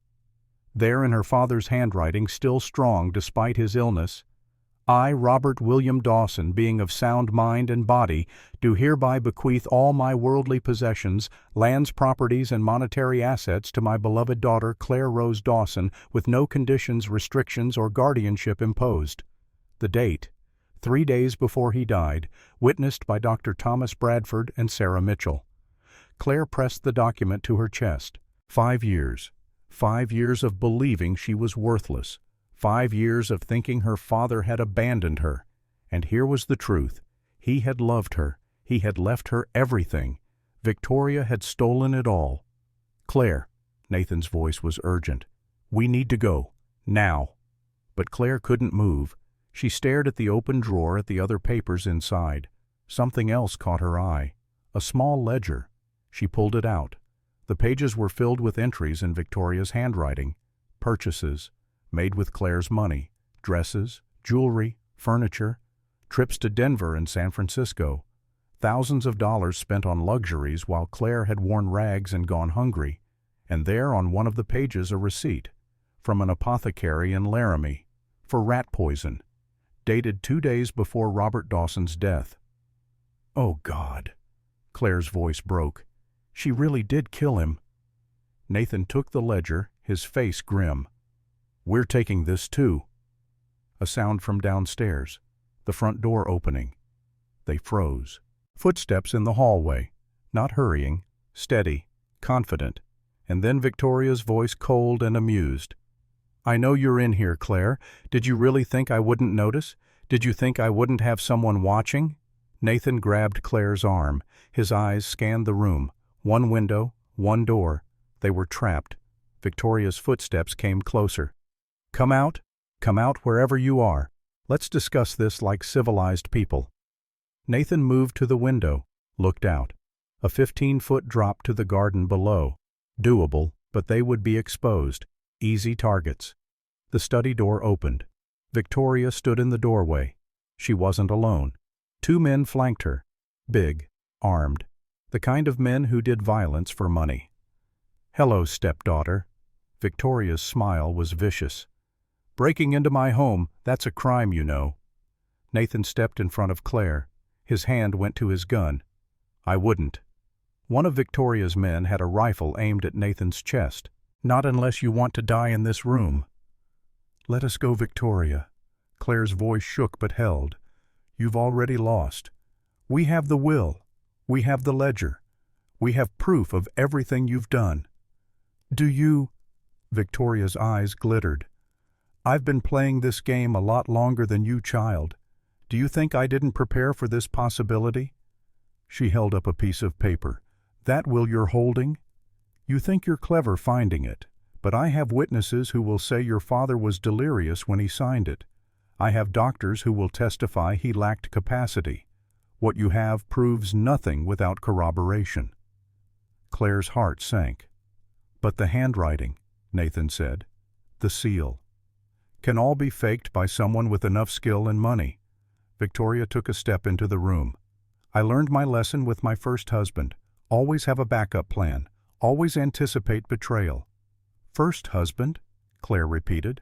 Walter Baines. Victoria's smile faltered, just for a moment. So you've been doing your homework. Good for you. You killed him too, didn't you? Just like you killed my father. Killed is such an ugly word. I prefer facilitated their departure. Victoria's mask slipped further. For the first time, Claire saw what lay beneath. Not just cruelty. Madness. They were weak, both of them. Walter with his drinking. Your father with his soft heart. They would have lost everything. I saved what they built. You stole it. I earned it. Victoria's voice rose. Do you know what it's like to have nothing, to watch the man you loved drink away your future, to be left with debts and shame and nowhere to go? Her composure cracked. I clawed my way out of that hole. I made myself into someone people respected. And I will not go back to being nothing. Not for you. Not for anyone. It was the most honest thing Victoria had ever said to her. And in that honesty, Claire saw the broken woman beneath the monster. Someone who had been hurt so badly that she had twisted into something unrecognizable. But understanding didn't mean forgiveness. Give me the will, Victoria demanded, and the ledger, and maybe I'll let you walk away from this. No. Claire held the documents tighter. This ends tonight. Victoria's face went cold. She nodded to her men. Take them. Everything happened at once. Nathan drew his gun and fired. Not at the men. At the lamp on the desk. It exploded in a burst of flame and broken glass. The room plunged into chaos. Run! Nathan grabbed Claire's hand and pulled her toward the window. Behind them, Victoria screamed orders. Gunshots. Wood splintering. Nathan kicked the window. Glass shattered. He threw Claire through first, then dove after her. They hit the ground hard. Claire felt something in her ankle twist, but adrenaline kept her moving. Nathan was up instantly, hauling her to her feet. More gunshots from the house. A bullet kicked up dirt near Claire's feet. They ran through the garden, through the gate, into the streets of Ashford Creek. Behind them, Victoria's men gave chase. Nathan pulled Claire into an alley. They pressed against the wall, breathing hard. Footsteps pounded past their hiding spot. Dr. Bradford, Claire gasped. We have to warn him. He'll be fine. He's smart enough to get clear. Nathan checked the street. We need to get to the horses. Can you run? Claire's ankle throbbed, but she had run on worse. Yes. They sprinted through back streets and empty lots. The church social was still going on. Music and laughter drifted from the building. All those people having no idea what was happening just blocks away. They reached the grove where they had left the horses. Dr. Bradford was already there, mounted and ready. Thank God, the old man said. I heard shots. What happened? Victoria was waiting for us. Nathan boosted Claire onto his horse, then swung up behind her. We got the will, but she claims it's a fake. It's not. Bradford's voice was certain. I know Robert's handwriting. I know his seal. That's the real document. Then we ride. Now. They took off at a gallop, leaving Ashford Creek behind them. The sun had fully set now. The moon was just a sliver, giving barely enough light to see the road. They had been riding for maybe 20 minutes when Claire heard it. Hoofbeats behind them, multiple riders, gaining fast. Nathan heard it too. They're coming. We need to lose them. There's a creek about 2 miles ahead, Bradford called. If we can cross it, the water will hide our trail. They pushed the horses harder. Claire clung to the saddle horn, her injured ankle screaming with every jarring stride. The will and ledger were secure in Nathan's saddlebag, all the proof they needed. If they could just reach Cheyenne. The creek appeared ahead wider than Claire expected. Summer rains had swollen it beyond its banks. Can the horses make it? Claire shouted over the thunder of hooves. One way to find out. Nathan kicked his horse forward. The animal plunged into the water. The current caught them immediately, stronger than it looked. The horse struggled to keep its footing on the slippery rocks. Behind them, Bradford followed. His older horse moved more slowly, more carefully. They were halfway across when Claire heard the shot. It echoed across the water like thunder. Bradford's horse screamed. The animal went down, throwing the old doctor into the churning current. "Doc!" Nathan wheeled his horse around. Bradford surfaced, sputtering, being pulled downstream. Nathan urged his horse after him, caught the old man's hand, pulled him up behind Claire, all three of them now on one horse. The pursuers had reached the creek bank. 4 riders. One of them raised a rifle. Nathan fired back. The shot went wild, but it made the men hesitate, just long enough for Nathan to reach the far bank. Their horse scrambled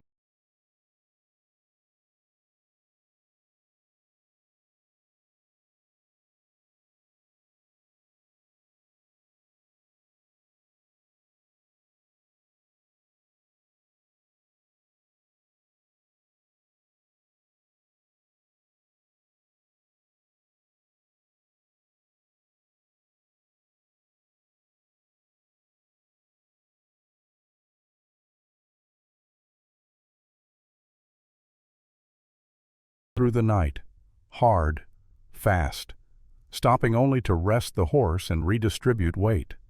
Dr. Bradford, soaked and shivering, never complained, just held on and endured. Dawn found them 20 miles from Ashford Creek. The horse was exhausted. They all were. Nathan finally called a halt near a stand of cottonwoods. "We'll rest here for an hour. Let the horse recover." Claire slid off the saddle and immediately collapsed. Her ankle had swollen to twice its normal size. Nathan caught her before she hit the ground. "Let me see." He examined her ankle with gentle hands. "Not broken, but badly sprained. We need to wrap it." Bradford, despite his own ordeal, helped tear strips from his shirt to bind Claire's ankle. The old doctor's hands shook from exhaustion and cold, but his knowledge was sound. "How far to Cheyenne?" Claire asked. "Another day and a half at normal pace," Nathan said. "But we're not at normal pace. The horse can't carry 3 people much longer."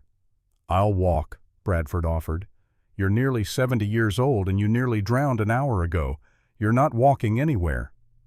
They sat in silence, 3 exhausted people huddled in the growing dawn light. The will was safe, the evidence was secure, but they were still a long way from justice. "We could send someone ahead," Bradford suggested. "Get word to Judge Webb in Cheyenne. Tell him what we have." "And who would we send?" Nathan gestured to the empty landscape around them. "We're in the middle of nowhere." A sound made them all freeze. Hoofbeats, coming from the direction they had traveled. Nathan grabbed his rifle. "Get behind the trees, now!" They scrambled for cover. Nathan took position behind a large cottonwood siding down the barrel at the approaching rider. One rider, alone, moving fast but not carelessly. As the figure came closer, Claire recognized the horse, then the rider. "Ben!" The old man pulled up, breathing hard. "Thank God I found you." "What are you doing here?" Nathan lowered his rifle. "Where's Davy?" "Safe, with a neighbor woman who owes me a favor." Ben dismounted. "I followed you. Figured you might need help. Looks like I was right." Nathan's jaw tightened. "You should have stayed with the boy." "Davy's safer where he is than he would be at the ranch, and you need another horse." Ben gestured to his mount. "Fresh, strong, can carry 2 people easy." Relief washed through Claire. With 2 horses they could make much better time. There was a housekeeper, Sarah Mitchell. She worked for my father for years, but she left right after the funeral. Victoria said she quit, but Sarah loved my father. I never understood why she would just leave. She wrote me one letter after she left, said she knew the truth but was too afraid to speak. "There's more," Ben said. "Before I left, a woman came to the ranch, said she was looking for Claire, said her name was Sarah Mitchell." Claire's heart leaped. "Sarah, she's here. She's in Cheyenne. Heard about what was happening and came to help. She wants to testify about what she saw the night your father died." Dr. Bradford's face lit up. "Sarah will remember. She was there. She helped me care for Robert those last days." "Then we ride for Cheyenne." Nathan stood. We've got the will, we've got the ledger, and now we've got another witness. Victoria's finished." They redistributed weight between the two horses.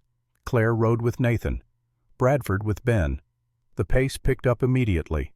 They rode through that day and into the night, stopping only when the horses absolutely needed rest. By the next morning, the buildings of Cheyenne rose on the horizon like a promise. Cheyenne was everything Ashford Creek was not: big, bustling, full of people who didn't know or care about small-town politics. The territorial courthouse stood on Main Street, an imposing building of brick and stone. They found Sarah Mitchell at a boarding house near the courthouse. She was older than Claire remembered, with gray streaking her dark hair and lines around her eyes.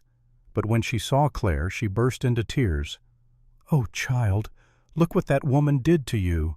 Sarah pulled Claire into a fierce hug. "I should have stayed. I should have fought for you. I was a coward." "You're here now," Claire said. "That's what matters."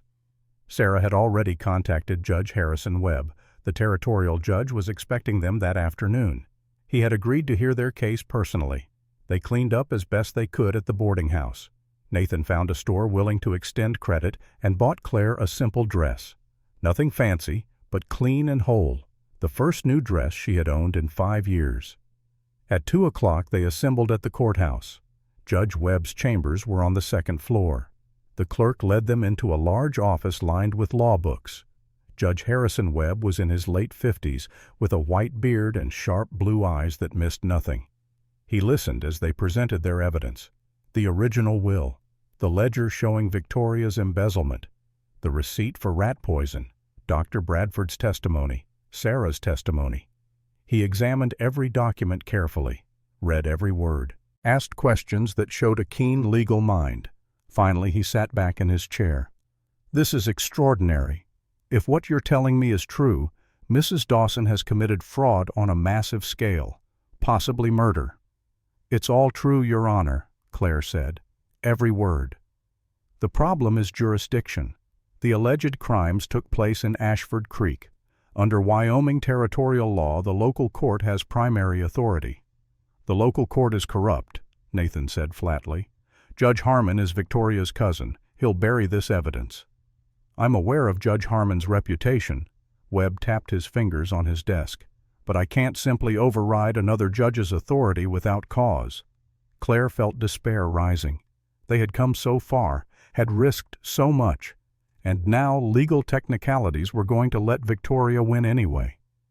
"However," Webb continued, "I can issue an emergency order freezing the Dawson estate pending a full investigation. I can also issue a warrant for Mrs. Dawson's arrest on suspicion of fraud and forgery. Those are within my authority as a territorial judge." Hope flickered. "And then what?" "Then we have a formal hearing, here in Cheyenne under my jurisdiction. I'll hear testimony from both sides, examine all evidence, and make a ruling based on territorial law, not local politics." He pulled paper toward him and began writing. "I'll also order the exhumation of Robert Dawson's body. If there's poison in his system, it will still be detectable after 5 years. That will settle the murder question definitively." Claire felt tears on her cheeks. "Thank you, Your Honor." "Don't thank me yet, Miss Dawson. This is just the beginning. Mrs. Dawson will fight back. She has resources, connections. This won't be easy." "I don't care about easy," Claire said. "I care about justice." Webb smiled slightly. "Then you've come to the right place." The hearing was set for 1 week later. In the meantime, Victoria was to be located and arrested. The estate was frozen. Claire couldn't access any of the money or property, but neither could Victoria. They found rooms at the boarding house. That night, Claire couldn't sleep. Too much had happened too fast.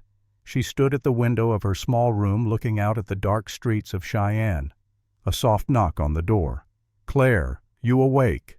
Nathan's voice. Claire opened the door. He stood in the hallway, still fully dressed. "Couldn't sleep either?" she asked. "Too much to think about." He paused. "Can I come in? I want to talk to you about something." Claire stepped aside. Nathan entered, leaving the door open for propriety. He moved to the window, standing beside her. "You did it," he said quietly. "You got the evidence. You got the judge to listen. You're going to get your life back."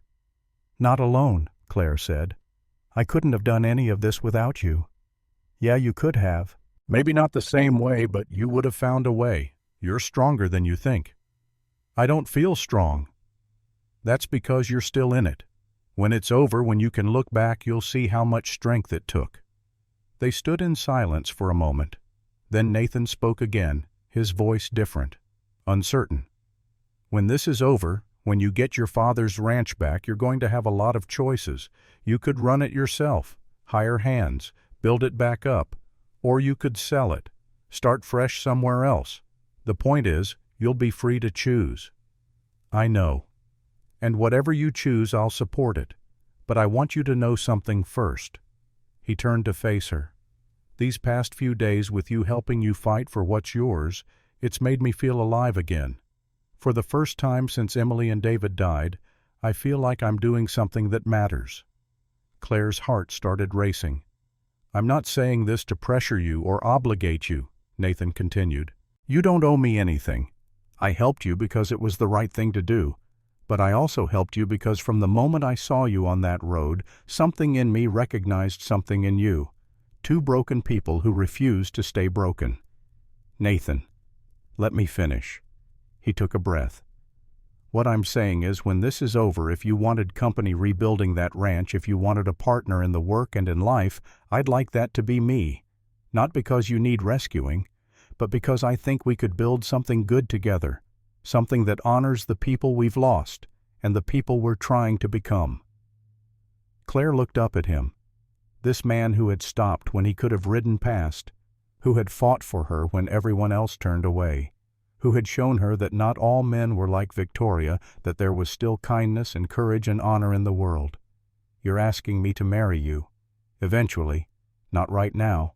You need time to find out who you are without Victoria controlling everything. Time to heal. Time to choose freely." He smiled. "But yeah, eventually, if you'll have me, I'm asking." Claire felt something warm spreading through her chest. Something she had thought Victoria had killed years ago. Hope. Real hope. Not just for justice or freedom, but for a future. For happiness. "Ask me again when this is over," she said. "When I'm standing on my own land as a free woman. Ask me then." "I will."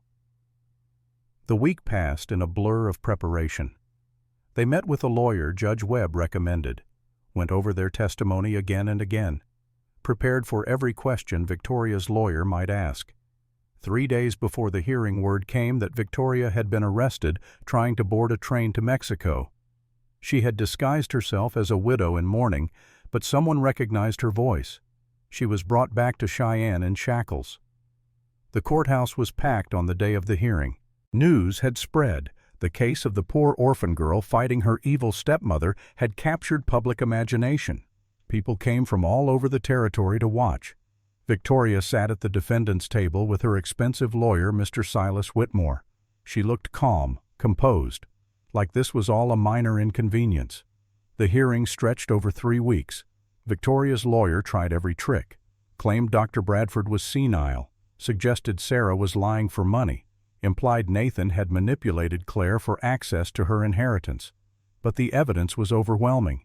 The original will, the handwriting analysis proving it was genuine, and Victoria's probated will was forged. The ledger showing embezzlement, the poison receipt, the testimony of 3 respected witnesses. 2 weeks into the proceedings, after the court had ordered the exhumation, the toxicology results finally arrived. Robert Dawson's body contained lethal levels of arsenic, the same poison on Victoria's receipt. When Judge Webb read those results aloud, Victoria's composure finally cracked. She stood up screaming at the judge, at Claire, at everyone. "I earned that money. I saved that pathetic ranch. Robert was weak. He would have lost everything. I made something of that place." Her lawyer tried to calm her, but Victoria pushed him away. "You all judged me, all my life. People like you looked down on me, called me trash, said I wasn't good enough. Well, I made myself good enough. I took what I deserved." "Mrs. Dawson," Judge Webb's voice cut through her tirade like a blade, You are making a confession to murder in open court. I strongly advise you to stop talking." But Victoria was beyond reason now. Years of maintaining a perfect facade had shattered. All the ugliness poured out. "I killed him. Yes, I gave him poison. He was dying anyway. The fever was going to take him. I just hurried it along, and I'd do it again." The courtroom erupted. The judge banged his gavel. "Order. Order in this court." Security grabbed Victoria, restraining her as she continued to scream. Judge Webb waited until she was silent. Then he spoke with grave finality. "Victoria Dawson, you have confessed to the murder of Robert William Dawson. You have been proven to have committed fraud, forgery, embezzlement, and abuse. I hereby sentence you to 20 years of hard labor in the Territorial Prison." He turned to Claire. "I also rule that the original will of Robert Dawson is valid and legally binding. All property, lands, and assets are hereby returned to their rightful owner, Claire Rose Dawson, effective immediately." The gavel came down. Claire sat frozen, unable to process what had just happened. 20 years. Victoria would be 70 when she got out, if she lived that long, and Claire was free. Really, truly free. Nathan's hand found hers under the table. She gripped it tight, anchoring herself to this moment, to this reality. As Victoria was led away in chains, she stopped near Claire's table. For one last moment the two women locked eyes. "You think you've won," Victoria hissed, "but you'll become just like me. When life hurts you enough, when people betray you enough, you'll do whatever it takes to survive. You'll see." Claire stood, looked her stepmother in the eye, and spoke the truth she had learned through all of this. "No, I won't. Because every day I choose to be different than you. I choose kindness over cruelty. I choose honesty over lies. I choose to build instead of destroy." She paused. "That's the difference between us, Victoria. You gave up on being good. I never will." Victoria said nothing. What could she say? She had lost, completely and utterly. Guards led her away. Claire never saw her again. The courthouse erupted in cheers as Judge Webb declared the hearing concluded.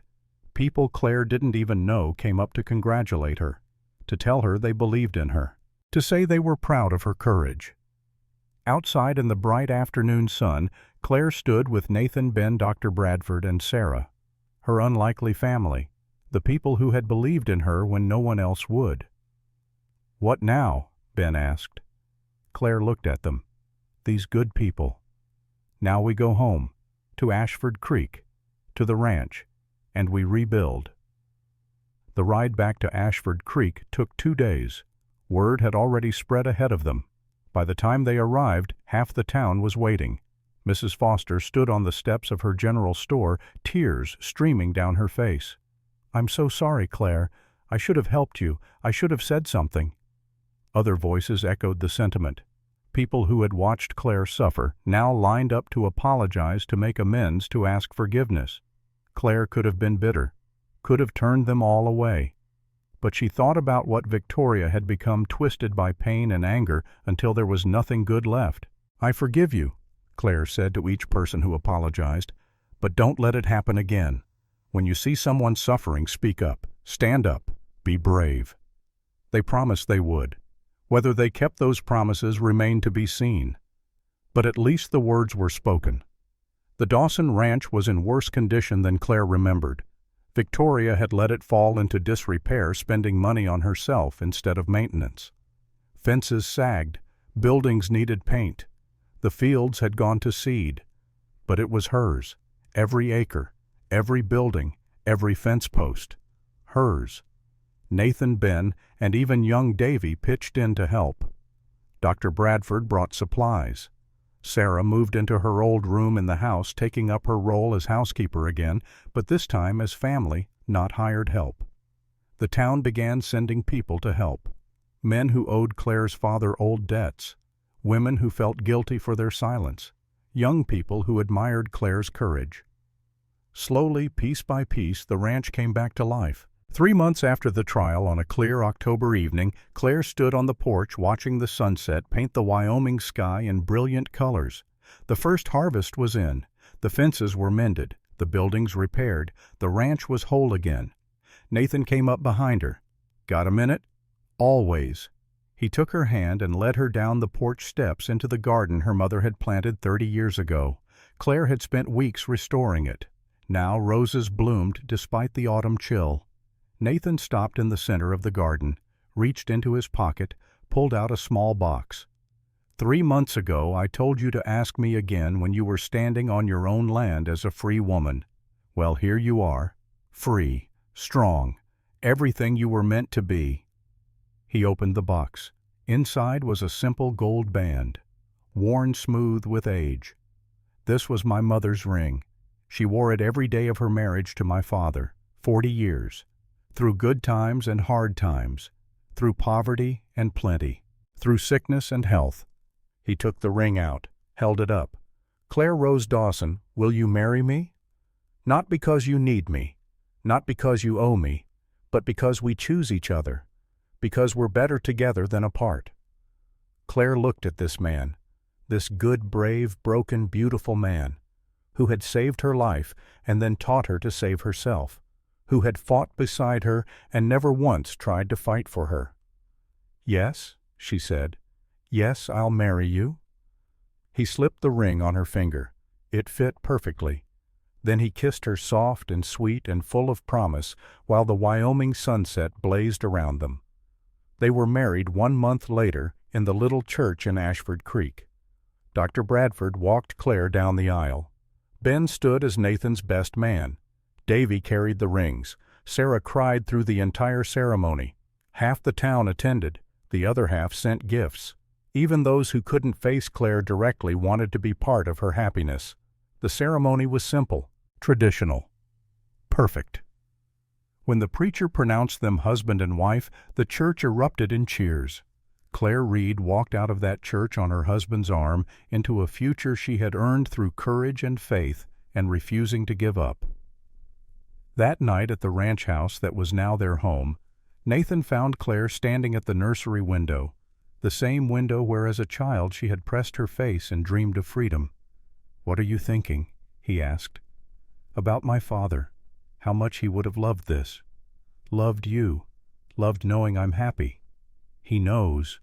Nathan wrapped his arms around her. "Wherever he is, he knows." They stood there together as stars filled the Wyoming sky. Two broken people who had found each other and chosen to heal together. 1 year later, Claire gave birth to a daughter. They named her Emily Rose Reed, Emily for Nathan's first wife, Rose for Claire's mother, a bridge between past and future, a promise that love survives even death. Nathan held his daughter with tears streaming down his face. "She's perfect." "She is," Claire agreed, "and she'll grow up knowing her worth, knowing she's loved, knowing that good people exist and courage matters and justice, though sometimes slow, always comes." As the sun rose on their first full day as a family of 3, Claire thought about everything that had brought them to this moment. The pain, the struggle, the fear, the triumph. She thought about Victoria rotting in a prison cell destroyed by her own bitterness, and she thought about her father's words spoken so long ago. "Worth is earned, Ellie girl, not given. You earn it through who you choose to be." Claire had chosen. Every day she had chosen courage over fear, chosen kindness over bitterness, chosen to fight for what was right even when it seemed impossible. And in choosing she had found not just justice, but joy, not just freedom, but family, not just survival, but life. True life, hard won, deeply felt, absolutely earned. Some people are meant to stay broken. Some people let pain twist them into monsters. But some people, the rare ones, the brave ones, refuse to let darkness win.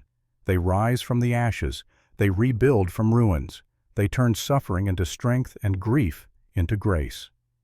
Claire Dawson had been thrown away like trash left to die on a dusty road. Claire Reed knew exactly what she was worth, and she would spend the rest of her days teaching her daughter the same truth. Worth is not given by circumstance or stolen by cruelty. Worth is earned through character, through choice, through the daily decision to be better than what the world makes you. And that worth, once truly earned, can never be taken away.